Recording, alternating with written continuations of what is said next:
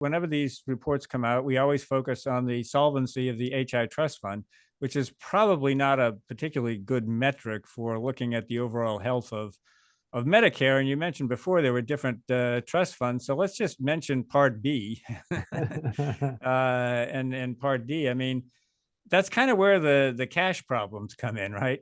Right. I think this is critically important, and I've been focused on this a lot in the last year or so. But basically, we have this other trust fund, as you just indicated, which is always solvent. And people don't realize that it gets 75% of its money from the Treasury's general fund. That means, essentially the sort of cash, or, the checking account for the US government that kind of records all transactions. And if it runs short, they borrow money to pay the bills. Okay, so that's where it happens. And by law, it has to send money to this SMI trust fund to make sure SMI is always solvent, with 25% covered by premiums and 75% covered by this general fund contribution.